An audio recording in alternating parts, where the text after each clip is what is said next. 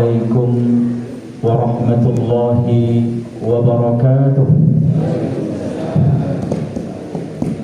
الحمد لله رب العالمين عدد خلقه ورضا نفسه وزنة عرشه ومداد كلماته.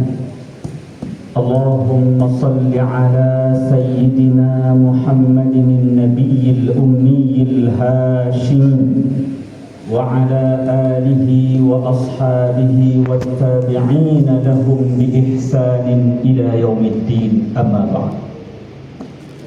Bapak-bapak, ibu-ibu yang saya hormati, semoga yang hadir pada malam hari ini Allah Subhanahu wa Ta'ala berikan kesehatan yang baik, ya Allah. Semoga orang-orang yang datang yang menunjukkan cinta kepadamu, ya Allah, matikanlah mereka dalam keadaan husnul khatimah. Alhamdulillah. Marilah kita bersama-sama panjatkan puji syukur kehadirat Allah Subhanahu wa Ta'ala atas limpahan dan rahmatnya yang tidak mungkin kita hitung betapa banyak yang telah Allah berikan kepada kita.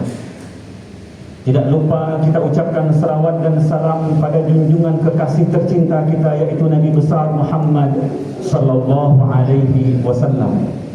Karena beliaulah yang mengorbankan segalanya, harta, jiwa dan raganya untuk agama Islam, sehingga agama itu sampai kepada kita sekarang hari ini. Ibu bapak yang dimuliakan oleh Allah Subhanahu wa Ta'ala, kata baginda Rasulullah sallallahu alaihi wasallam, anta ma'aman ahbabta.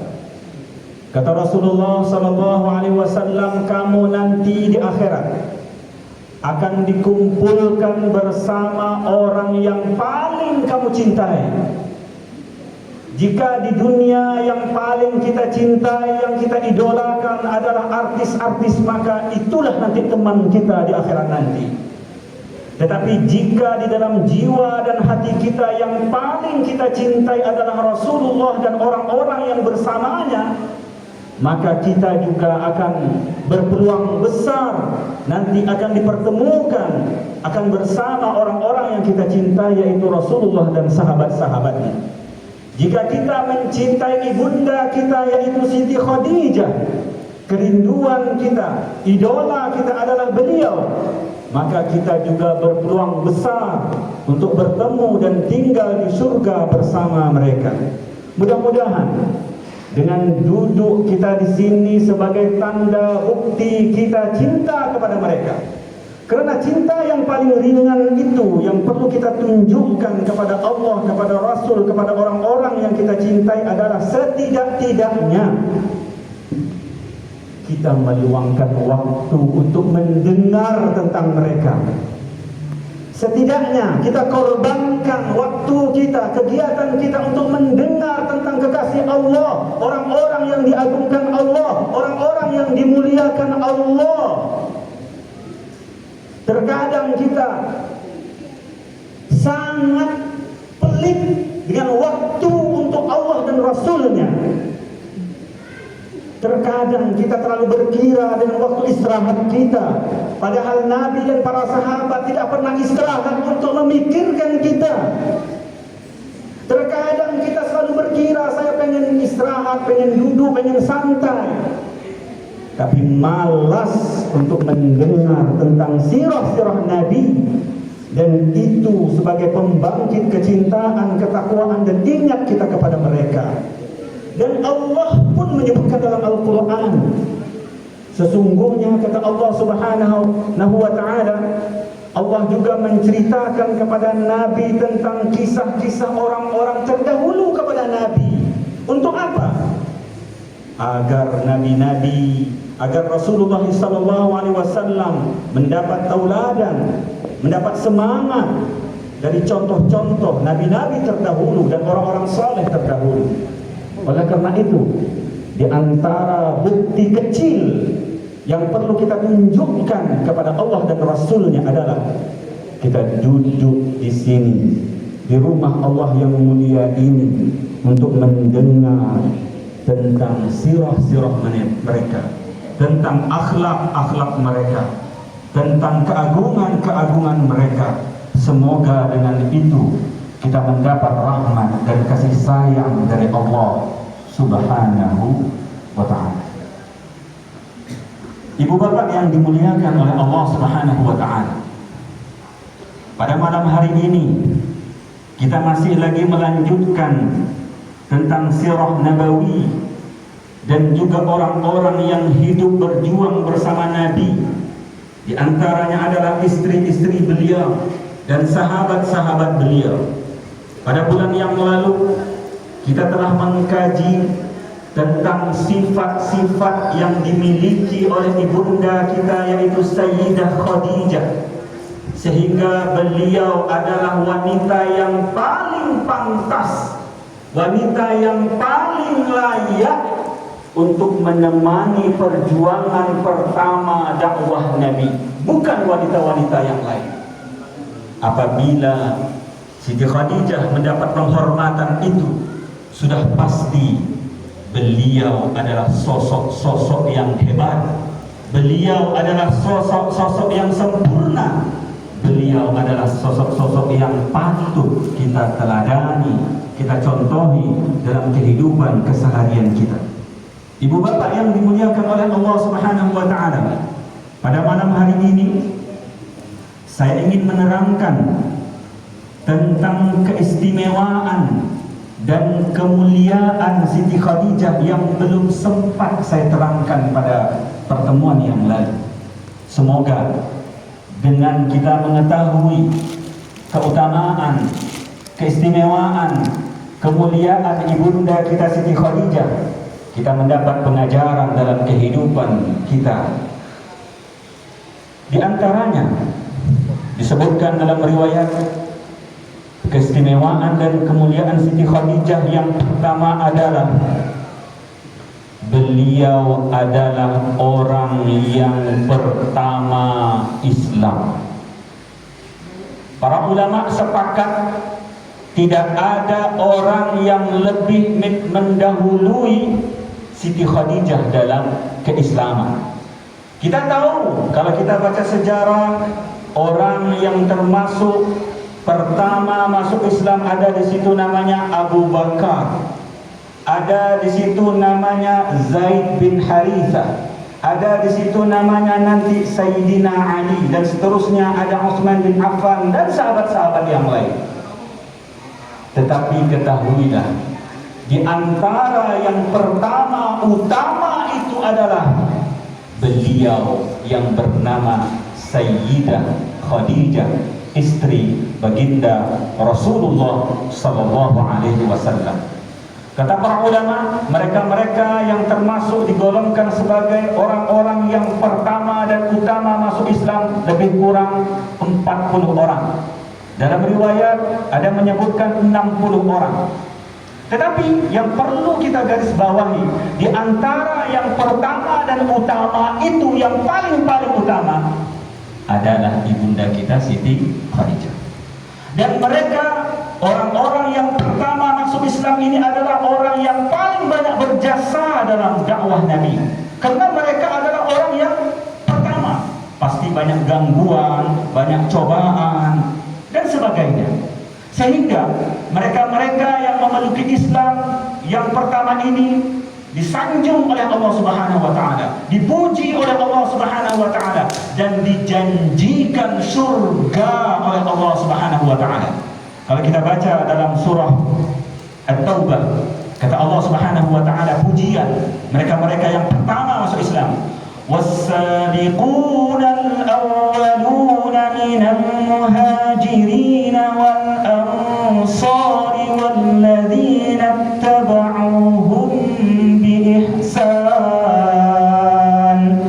رَضِيَ اللَّهُ عَنْهُمْ وَرَضُوا عَنْهُ وَأَعَدَّ لَهُمْ جَنَّاتٍ تَجْرِي تَحْتَهَا الْأَنْهَارُ خَالِدِينَ فِيهَا أَبَدًا ذَلِكَ الْفَضْلُ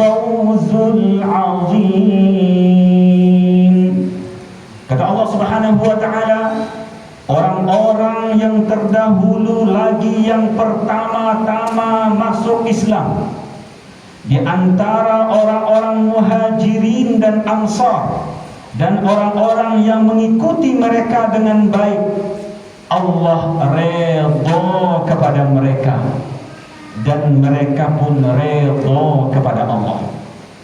Ketahuilah kata Allah, Allah menyediakan bagi mereka itu surga-surga yang mengalir sungai-sungai di bawahnya.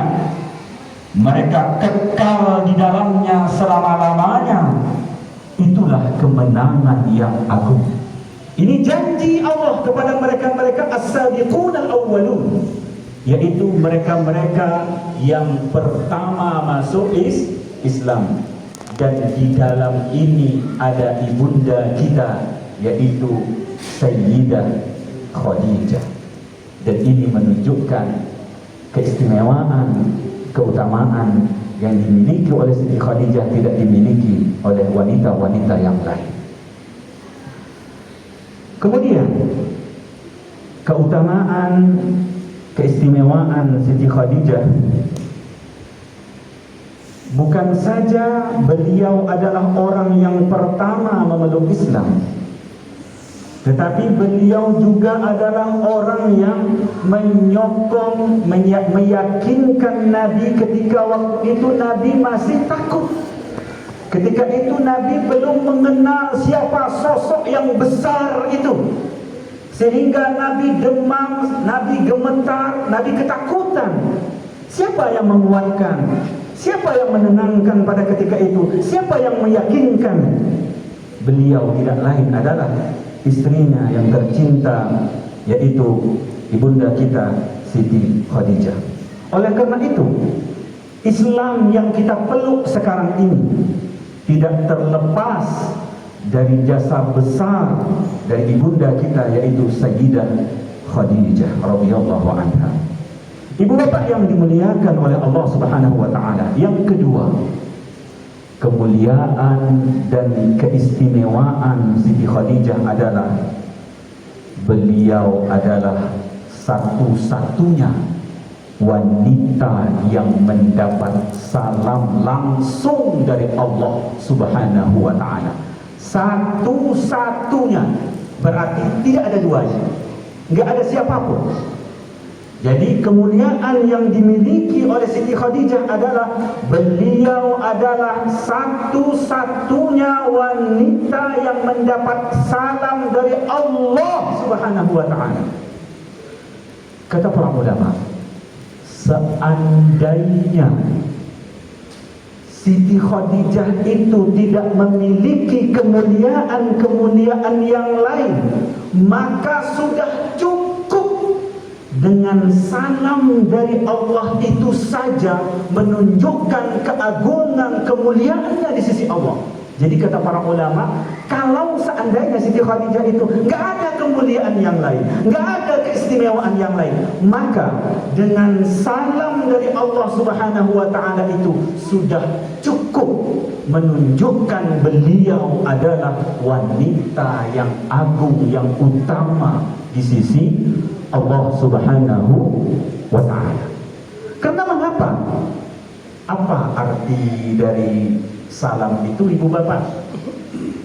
Assalamualaikum, salam sejahtera untukmu. Coba kita bayangkan doa yang didapati, yang dimiliki oleh Siti Khadijah dari siapa? Dari Allah, pemilik alam semesta ini. Allah yang berkata, salam sejahtera untukmu Siti Khadijah. Lalu siapa yang tidak mengabulkannya? Allah sendiri yang mengatakannya. Makanya sudah pantas kata para ulama, jika Siti Khadijah itu tidak memiliki kemuliaan yang lain, maka sudah cukup dengan salam dari Allah itu menunjukkan kedudukannya di sisi Allah Subhanahu wa ta'ala. Bayangkan ibu bapak mendapat doa, wahai Khadijah, salam sejahtera selamat untukmu wahai Khadijah. Ibu bapak yang dimuliakan oleh Allah Subhanahu wa taala. Kata para ulama, biasanya Jibril akan turun ke bumi menemui baginda Rasulullah sallallahu alaihi wasallam untuk menyampaikan wahyu atau ingin mengajarkan tentang agama. Tetapi pada waktu itu ketika ibunda kita Siti Khadijah sudah tidak sehat lagi, beliau dalam keadaan sakit, maka ketika itulah Allah menghibur berita ini. Allah utus malaikat Jibril khusus, bukan untuk menyampaikan wahyu, bukan untuk mengajarkan agama, tapi ini perintah dari Allah Subhanahu wa taala, khusus hanya ingin menyampaikan pesan dari Allah Subhanahu wa taala, yaitu wahai malaikat Jibril, turunlah ke bumi, sampaikan salamku untuk Sayyidah Khadijah. Bayangkan. Jadi malaikat Jibril itu kadang-kadang datang kepada Nabi enggak sembarangan, pasti ada tujuan. Selalunya untuk menyampaikan wahyu atau untuk mengajarkan agama. Tapi pada ketika itu bukan untuk itu. Tapi beliau didatangkan oleh Allah Subhanahu wa taala, diutus oleh Allah Subhanahu wa taala untuk menyampaikan berita khusus, yaitu salam dari pencipta alam semesta ini, yaitu Allah Rabbul Alamin. Coba kita tanyakan pada diri kita, ibu bapak, orang seperti kita ini pantas gak ibu bapak mendapat salam dari Allah? Kira-kira kita tanyakan, kita lihat apakah ibadah kita itu sudah bagus? Apakah keseharian kita lebih mengutamakan Allah atau kerja kita atau dunia kita? Coba kita lihat, kita cermin pada diri kita. Khadijah mendapat kemuliaan itu, kita tanyakan, apakah kita bisa juga setidak-tidaknya menjadi kekasih Allah? Layak enggak kita? Kita tengoklah ibadah kita.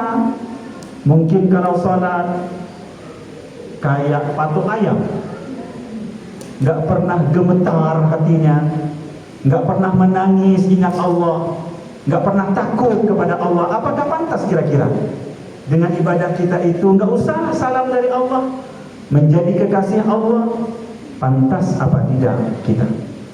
Kitalah yang tahu. Karena orang yang paling layak menilai kita bukan orang lain, tapi kita sendiri. Karena orang nggak tahu apa yang ada pada hati kita. Boleh jadi kita bagus di hadapan manusia, tapi belum tentu bagus menurut Allah Subhanahu wa ta'ala. Kemudian kita tanyakan lagi, Siti Khadijah diberikan penghormatan seperti itu karena beliau telah berjuang, beliau telah berkorban. Lalu kita tanyakan pada diri kita, apa yang telah kita korbankan untuk agama Allah Subhanahu wa ta'ala? Kita tanyakan pada diri kita.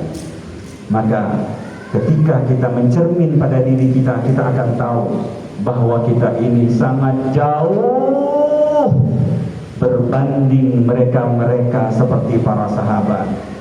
Usahakan diajak oleh Allah Subhanahu wa ta'ala untuk berjihad fi sabilillah, untuk duduk di masjid ini pun kita berat. Tidak perlu kita ada perintah dari Allah, perang, kata Allah, pergi berjihad dalam keadaan panas, dalam keadaan yang begitu berat, keadaan dingin.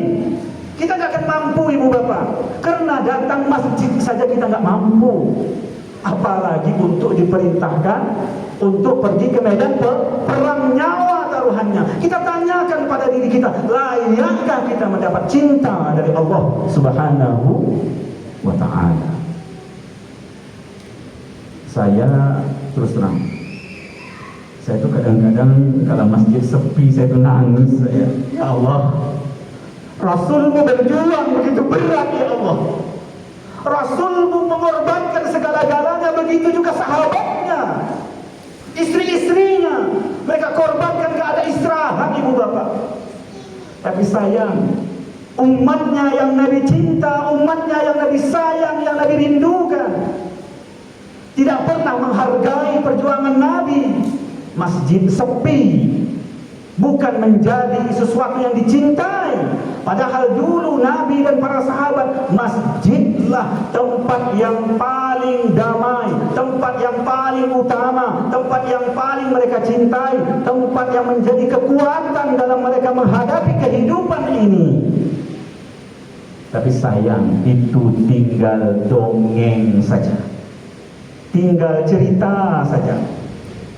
Kalau kita lihat banyak-banyak di masjid, kebanyakan masjid sepi, apalagi majlis ilmu tidak diminati. Padahal dulu Nabi sangat kenal sahabat-sahabat yang tidak ada. Nabi tahu, oh ini ada, ini si fulan ada, ini enggak ada. Kalau enggak ada, Nabi tanya kemana? Karena seluruh sahabat Nabi, kalau tidak sakit pasti akan mendatangi rumah Allah, pasti akan duduk mendengar tausiah dari baginda Rasulullah sallallahu alaihi wasallam. Ibu bapak yang dimuliakan oleh Allah Subhanahu wa taala, keutamaan dan kemuliaan ataupun keistimewaan yang dimiliki oleh Siti Khadijah yang ketiga adalah beliau dijanjikan surga oleh Allah Subhanahu wa taala. Dalam hadis yang sama yang diriwayatkan oleh Imam Bukhari dan Muslim, Jibril datang pertama menyampaikan salam. Yang kedua, Jibril juga menyampaikan pada hadis yang sama bahwa kata malaikat Jibril, aku ingin menyampaikan bahwa sesungguhnya Allah Subhanahu wa taala telah menyiapkan rumah di surga untuk Siti Khadijah, yang mana rumah Siti Khadijah itu kata malaikat Jibril dibuat dari emas, perak dan permata.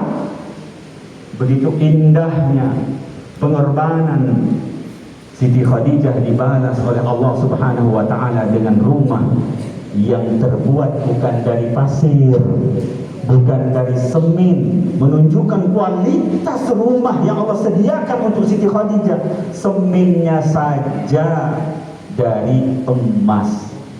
Bagaimana perhiasan-perhiasan di dalamnya, kursinya, piringnya, lampunya, pasti jauh lebih indah. Karena mengapa? Siti Khadijah, beliau telah mengorbankan segala-galanya untuk Allah Subhanahu wa taala. Yang luar biasanya dalam hadis tersebut, malaikat Jibril menyampaikan nanti di surga itu Siti Khadijah tidak akan mendengar lagi kebisingan. Nanti di surga itu kata malaikat Jibril, Khadijah tidak akan pernah merasakan lagi keletihan, kepayahan. Kata para ulama, kenapa malaikat Jibril sebutkan kebisingan, keletihan ataupun kepayahan? Karena ketika hidupnya ibunda kita yaitu Sayyidah Khadijah, beliau tidak pernah merasakan sunyi dari hinaan, cercaan dan juga berbagai macam ujian yang dihadapi oleh Siti Khadijah. Jadi beliau pantas mendapatkan rumah yang tidak ada lagi di situ hiruk pikuk kebisingan, melainkan ketenangan. Kemudian kenapa di situ kata ulama malaikat Jibril sebutkan rumah yang mana di situ nanti Siti Khadijah tidak akan pernah merasakan letih? Karena beliau tidak pernah istirahat ibu bapak, memikirkan, memperjuangkan bagaimana agama Islam ini berkembang. Bahkan disebutkan kata para ulama Siti Khadijah itu ibu bapak, kalau orang-orang miskin masih ada yang belum makan, beliau tidak akan makan sebelum fakir miskin itu mendapat makanan. Betapa sayangnya beliau terhadap orang-orang yang fakir dan miskin. Jadi oleh karena itu beliau memang pantas mendapatkan penghargaan, anugerah yang istimewa dari Allah Subhanahu wa taala. Beliau bisa saja menikmati hidupnya dengan senang dan damai karena beliau wanita yang kaya raya. kaya. Kata para ulama, disebutkan dalam sirah kekayaan Siti Khadijah itu, beliau memiliki kekayaan 2/3 dari seluruh kekayaan penduduk Mekah. Bayangkan kayanya. Jadi seluruh, kalau dikumpulkan total kekayaan penduduk Mekah, beliau menguasai 2/3-nya. Beliau bisa menikmati hidup, gak perlu capek-capek. Tapi beliau siap berjuang, berkorban bersama baginda Rasulullah SAW demi dakwah ini berkembang, demi agama Allah Subhanahu wa Ta'ala. Oleh karena itu, bolehkah kita tanyakan kepada diri kita, apa yang telah kita korbankan untuk agama Allah Subhanahu wa Ta'ala? Ibu bapak yang dimuliakan oleh Allah Subhanahu wa Ta'ala, kemuliaan dan keistimewaan Siti Khadijah yang keempat adalah beliau adalah wanita terbaik ahli surga. Tadi kita sebutkan Siti Khadijah wanita yang dijamin masuk surga. Itu saja sudah hebat. Kita kalau dijamin, oh engkau, kata Nabi, dijamin masuk surga, udah hebat. Gak perlulah sebagai mau apa kayak kedudukannya, gak perlu. Itu pun sudah hebat, sudah luar biasa, sudah mulia. Tetapi Siti Khadijah bukan saja dijamin oleh Allah Subhanahu wa Ta'ala sebagai ahli surga, tetapi Nabi sebutkan, yang pernah saya sebutkan pada bulan yang lalu, kata Rasulullah SAW, afdalu nisa'i ahlil jannah, seutama-utama wanita surga itu adalah Khadijah bintu Khuwailid. Yang pertama adalah Khadijah binti Khuwailid. Kemudian nanti ada Asia, ada Fatimah, ada Maryam, dan seterusnya. Ada 4 orang. Tetapi dan yang pertama dan utama itu yang Nabi sebutkan adalah Khadijah bintu Khuwailid. Jadi ini menunjukkan betapa tinggi kedudukan Siti Khadijah, betapa mulia beliau kedudukan di sisi Allah Subhanahu wa Ta'ala. Tidak teringinkah kita mencontohinya? Tidak rindukah kita dengan sosok yang diagungkan, yang dimuliakan oleh Allah ini? Kenapa anak-anak kita tidak kenal dengan ibundanya sendiri, yaitu ibunda agama kita, yang disebut Ummul Mukminin, ibunya orang-orang yang beriman? Kenapa anak-anak kita tidak kenal dengan Siti Khadijah? Bahkan kita sendiri pun tidak kenal. Tidak malukah kita nanti di akhirat ketika Nabi memperkenalkan, ini adalah istriku yang tercinta Siti Khadijah, lalu kita tidak kenal beliau? Layakkah kita nanti di padang mahsyar bertemu menatap wajah ibunda kita Sayyidah Khadijah yang berkorban segala-galanya hingga seluruh hartanya habis, diserahkan semuanya untuk Allah? Makanya memang Siti Khadijah bukan sulit untuk dicari ganti. Tidak ada. Kalau sulit mungkin masih ada. Saya katakan gak ada lagi wanita yang sebaik, semulia seperti ibunda kita, yaitu Sayyidah Khadijah. Ibu bapak yang dimuliakan oleh Allah Subhanahu wa Ta'ala, coba kita bayangkan, Siti Khadijah ini bukan saja dijamin mendapat salam dari Allah Subhanahu wa Ta'ala, lalu dijamin surga, lalu dipilih sebagai wanita terbaik dari seluruh wanita yang pernah ada Allah ciptakan di dunia ini. Ramai ibu bapak, ada nanti wanita-wanita dari zaman Nabi Musa, Nabi Adam, Nabi Ibrahim, Nabi-Nabi yang lain. Lalu wanita yang terbaik itu adalah ibunda kita Siti Khadijah. Kemudian kemuliaan dan keutamaan yang kelima yang dimiliki oleh ibunda kita Siti Khadijah adalah beliau adalah wanita yang paling dicintai oleh Nabi. Yang kelima adalah beliau adalah wanita yang paling dicintai Nabi. Dan kita tahu dalam hadis disebutkan, kata Siti Khadijah juga, bahwa Nabi tidak pernah menikah dengan siapapun ketika bersama dengan Siti Khadijah. Nabi tidak pernah memadukan Siti Khadijah. Kata Ibnu Hajar, ini sudah cukup menunjukkan keutamaan Siti Khadijah. Ini menunjukkan, kata Ibnu Hajar, seolah-olah, kata Ibnu Hajar, pada diri Siti Khadijah itu cukup semuanya. Nabi nggak perlu lagi wanita-wanita yang lain. Nabi sudah dapat kasih sayang pada Siti Khadijah. Nabi sudah dapat perhatian dari Siti Khadijah. Nabi sudah dapat cinta yang tulus dari Siti Khadijah. Nabi sudah dapat wanita yang sabar. Nabi sudah dapat wanita yang mau berjuang bersama Nabi. Jadi kata Ibnu Hajar, seolah-olah ketika Allah dan ketika Nabi memilih, tidak memilih wanita-wanita lain, tidak memadukannya, karena pada diri Siti Khadijah semuanya sudah cukup. Ibarat kita paket komplit. Itu Ibu Bapak. Kecantikan ada pada Siti Khadijah, kelembutan, kasih sayang, kecerdasan, semuanya ada pada Siti Khadijah. Makanya kata Ibnu Hajar, memang ketika bersama Siti Khadijah, Nabi tidak perlu wanita-wanita yang lain, karena sudah lengkap, sudah ada semuanya pada diri Sayyidah Khadijah. Hebat gak? Nah, jadi ibu-ibu juga kalau pengen laki-laki tidak berpaling pada wanita yang lain, maka pastikan kita juga bisa seperti Khadijah.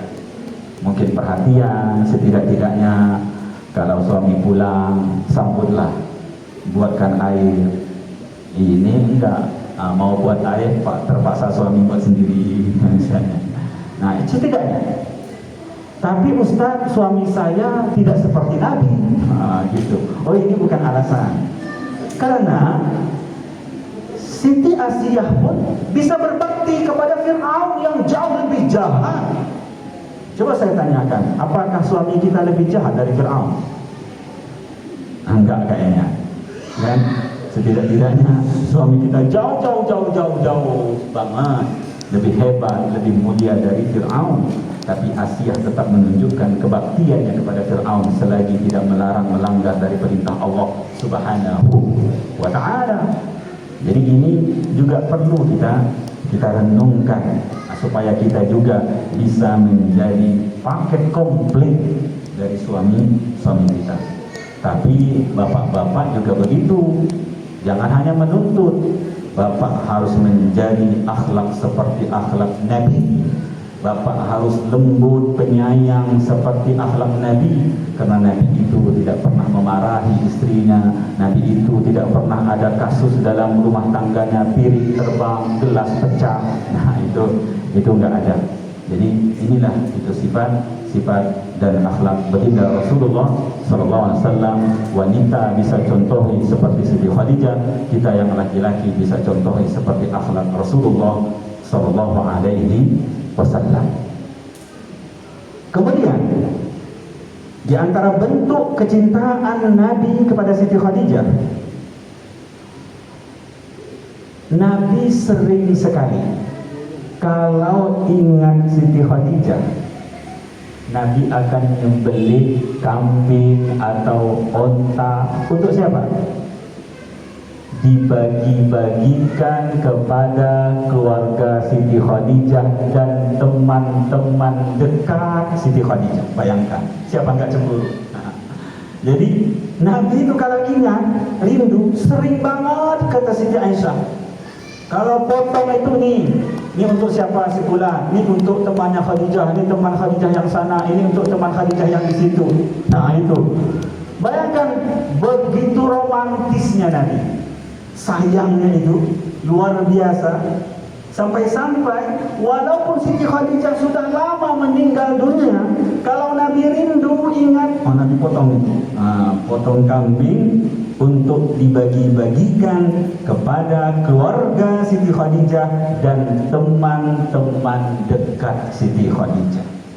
Karena begini ibu bapak, kalau kita mau melihat orang yang cinta tulus kepada kita, bukan cinta hanya diucapkan, maka pasti dia juga akan mencintai orang-orang yang kita cintai. Tapi kalau dia hanya pengen dia saja dicintai, nah itu bukan. Dia akan ambil semuanya.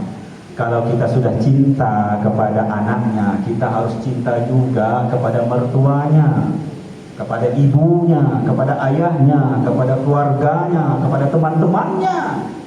Seperti itu yang Nabi contohkan. Nah, kalau kita enggak, ya udah saya enggak mau, suami ya suami saja, mau ayahnya, mau ibunya, mau saudaranya, saya enggak mau tahu. Seperti itu, enggak gitu. Jadi Nabi menunjukkan akhlak yang begitu hebat, yang begitu mulia, yang patut kita contoh tauladani. Bukan contoh-contoh ada pengamat barat apa, kita nggak kekurangan kok. Orang-orang yang hebat nggak perlu cari-cari yang lain. Kita sudah lengkap, mau sahabat siapa semuanya udah ada, nggak perlu kita cari. Oh, mengutip dari siapa nama-namanya saya pun nggak bisa sebut-sebutnya. Menurut pendapat ini nggak perlu sebenarnya. Kecuali kalau sudah habis contoh-contoh dari Nabi dan sahabat, boleh kita ambil yang lain. Cuma sayangnya kita nggak mengkaji Nabi dulu, kita sudah mengambil, oh perkataan ini indahnya, kita ada ambil perkataan orang-orang lain yang di luar Islam bahkan. Padahal kalau kita pernah ada itu cerita dulu, pernah ada orang yang sangat cinta mencintai kayak Romeo dan Juliet maka Nabi jauh lebih dari itu. Romantis dan kecintaan Nabi kepada istrinya, yaitu ibunda Siti Khadijah. Bayangkan sampai segitunya Nabi rindu kepada istrinya yang sudah meninggal, potong itu hewan untuk dibagi-bagikan kepada sahabat-sahabat dan keluarga. Masuk? Oke, nggak terasa saya. Oke, silakan kita azan dulu, nanti kita lanjutkan. Seandainya nanti tidak sempat untuk kita sholat sunnah, kita terus kamat. Karena ketahuilah, kata Rasulullah, duduk di majelis ilmu itu jauh lebih utama dari ratusan sholat sunnah. Jadi jangan ibu bapak risau, oh nggak sempat sholat sunnah. Duduk kita ini, misalnya ada di sana baca Quran ketika ada majelis ilmu. Misalnya di sana ada orang berzikir, di sana ada orang sholat, lalu dia tidak mendengar majelis ilmu ini, maka jauh lebih besar kita duduk mendengar majelis ilmu ini ketimbang orang yang mengaji tadi, ketimbang orang yang berzikir tadi, ketimbang orang yang sholat tadi. Jadi seperti itu. Kemudian ibu bapak yang dimuliakan oleh Allah Subhanahu wa taala, kata Siti Khadijah,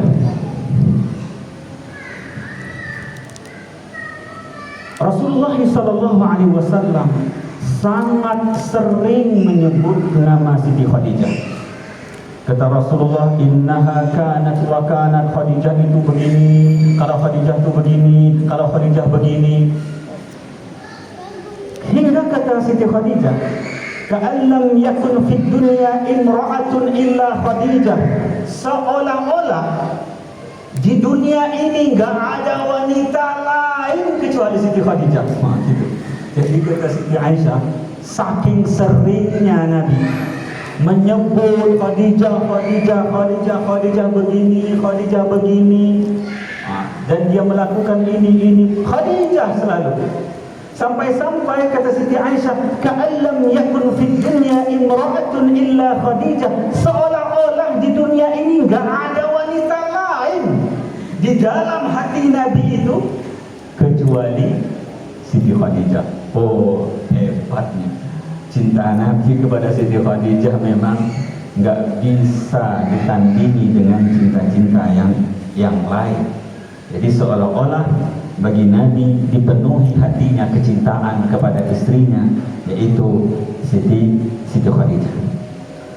Pada satu ketika kata Siti Aisyah, nah yang saya kagum dengan Siti Aisyah, beliau ceritakan semuanya komunikasi beliau dengan Rasulullah, walaupun itu mungkin aib untuk dirinya, tapi karena menyampaikan apa saja komunikasi yang beliau pernah lakukan, interaksi kepada Rasulullah itu adalah ilmu untuk umat Islam, beliau tetap harus sampaikan. Bisa saja mungkin Siti Khadijah diamkan, tapi Siti Aisyah tetap ceritakan, walaupun di situ dia pelakunya.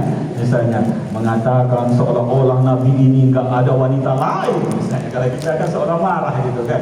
Nah, jadi tapi itulah kejujuran Siti Khadijah, apa yang dia alami ketika bersama baginda Rasulullah sallallahu alaihi wasallam.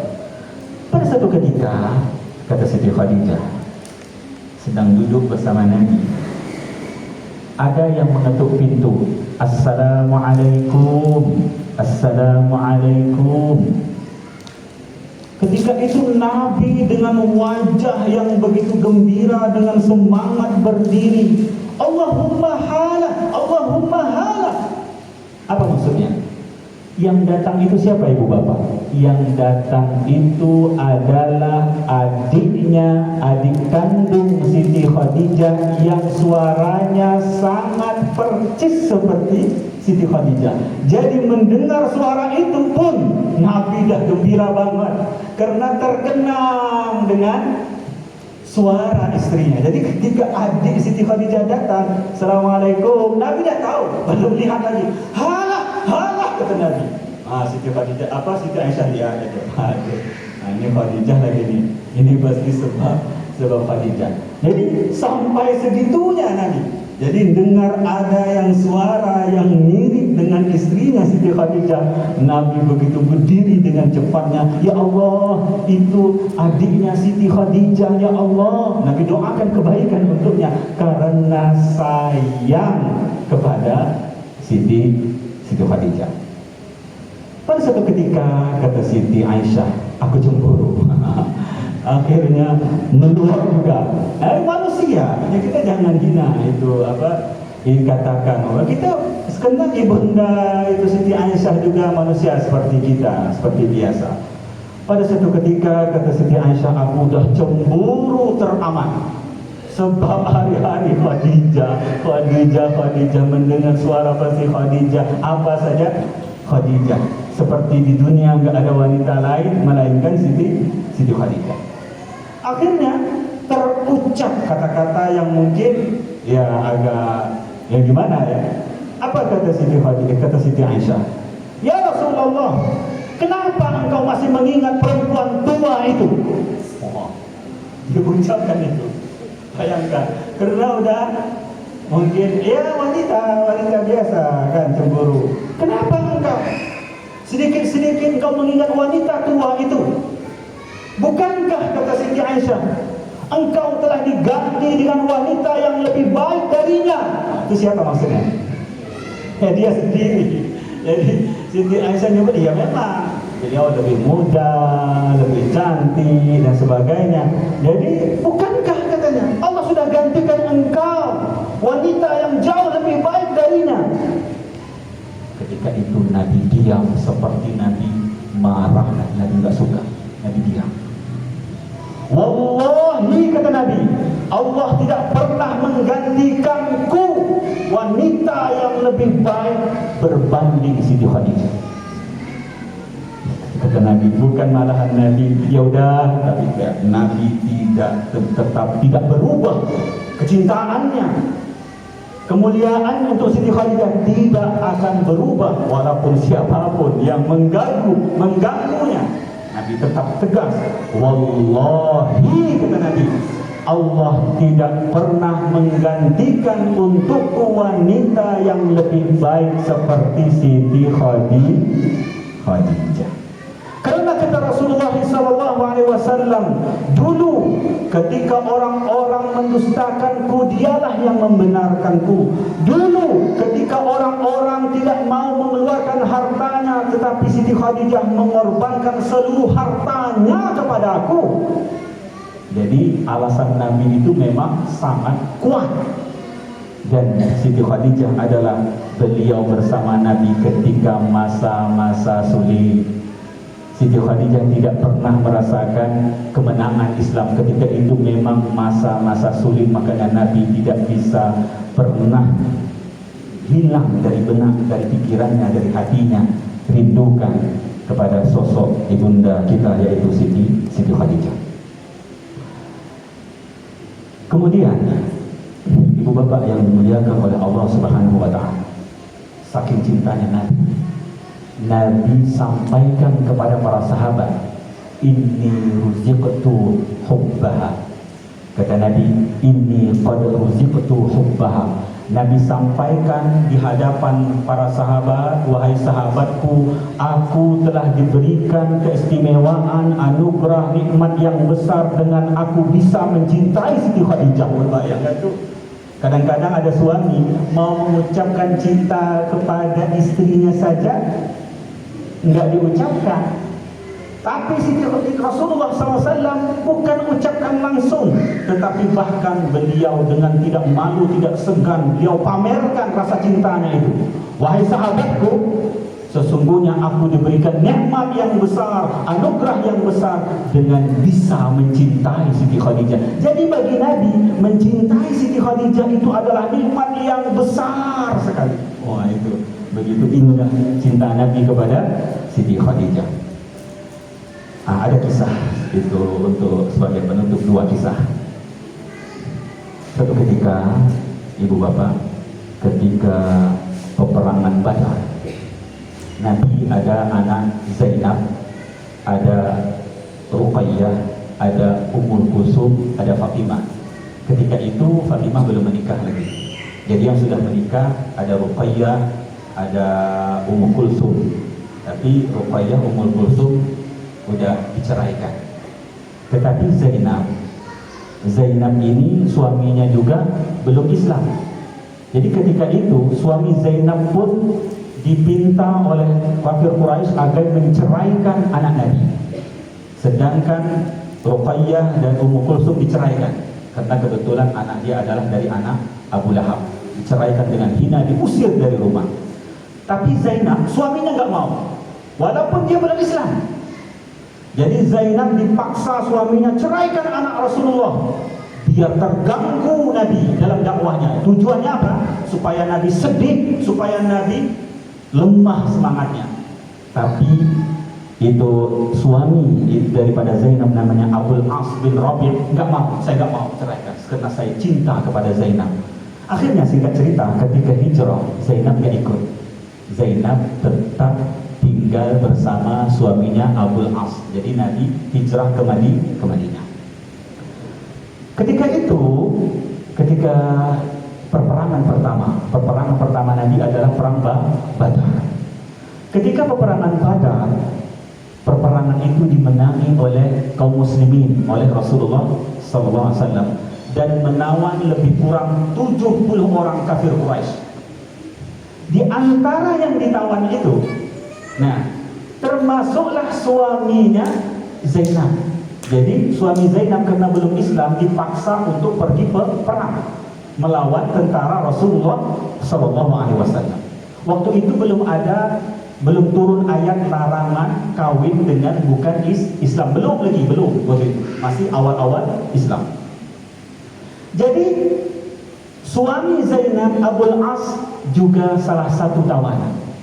Akhirnya tawanan-tawanan yang lain semuanya membayar dengan harta yang mahal untuk membebaskan suami mereka, anak mereka, saudara mereka, dan sebagainya lah. Tetapi Zainab nggak ada yang bisa diberikan. Melainkan apa ibu bapak? Yang beliau punya. Zainab punya seuntas kalung. kalung pemberian ibunda tercintanya, yaitu Siti Khadijah. Jadi Zainab ini ada kalung diberikan oleh ibunya. Lalu kalung itulah yang diberikan sebagai jaminan untuk tebusan supaya suaminya dibebaskan. Ketika Nabi menerima semua itu tebusan, ini siapa yang bayarnya, ini siapa yang jaminnya, sampailah di situ ibu bapak. Nabi buka, kok kecil ini, terbungkus dari satu tangan. Nabi melihat itu, Nabi terkejut. Nabi kenal, itu adalah kalung yang selalu dipakai oleh istri tercintanya. Nabi menangis mencium kalung itu. Ini kalung Khadijah. Sehingga melihat itu ibu bapak, sahabat gak sanggup, ya udah lepaskan aja lah, gak perlu diambil kalung itu, kesian Nabi. Gak tega melihat Nabi menangis, mencium kalung itu. Karena Nabi terkenang perjuangannya, kasih sayang yang ditunjukkan oleh Siti Khadijah. Akhirnya kalung itu dikembalikan lagi oleh sahabat kepada Zainab, dan suami Zainab adalah satu-satunya tawanan yang ditebus dengan tidak ada barang sedikit pun, karena kalung dari Siti Khadijah. Kemudian kisah yang kedua, ketika Fathul Makkah, ketika Nabi berhasil menawan kota Mekah dari genggaman kafir Quraisy. Pada ketika itu, ketika Nabi berhasil memasuki Mekah dengan aman, maka lauan takbir menggema di pelosok kota Mekah. Allahu Akbar, Allahu Akbar, Allahu Akbar, menunjukkan mereka menang, bisa menawan kota kelahiran mereka yang dulu mereka terusir berpuluhan tahun, lalu bisa kembali. Ini adalah satu kegembiraan yang teramat bagi sahabat-sahabat Nabi. Ketika itu, setelah usai orang-orang kafir Quraisy menyerahkan diri, para sahabat kembali kepada rumah masing-masing, rumah-rumah yang mereka rindukan, yang sudah lama ditinggalkan. Pasti rindu, pasti kangen, di situ dibesarkan, di situ mereka lahir dan sebagainya. Pasti rindu dengan rumah yang mereka bangun dengan jerih payah mereka. Lalu ketika itu ibu bapak, semua kembali ke rumah masing-masing, tetapi Nabi menyendiri. Nabi pergi ke kuburan Ma'la. Nabi tidak kembali ke rumahnya.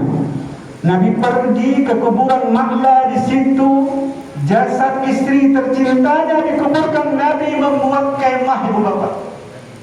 Nabi membuat kemah di depan, di sisi kuburan istri tercintanya.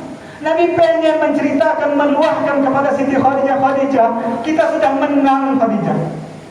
Benar apa yang kamu katakan dulu bahwa agama ini pasti menang. Kita menang Khadijah. Nabi terbayang bagaimana pengorbanan yang ditunjukkan oleh Siti Khadijah. Jadi Nabi pengen bercerita bahwa perjuangan kita sudah berhasil. Inilah betapa Nabi Muhammad Sallallahu Alaihi Wasallam mencintai Siti Khadijah dengan cinta yang tinggi. Mungkin itu saja yang dapat saya sampaikan. Apa yang baik itu dari Allah Subhanahu Wa Taala, yang salah itu dari diri saya sendiri, dan kurang saya mohon maaf. Wabillahi taufiq wal hidayah. Assalamualaikum warahmatullahi wabarakatuh.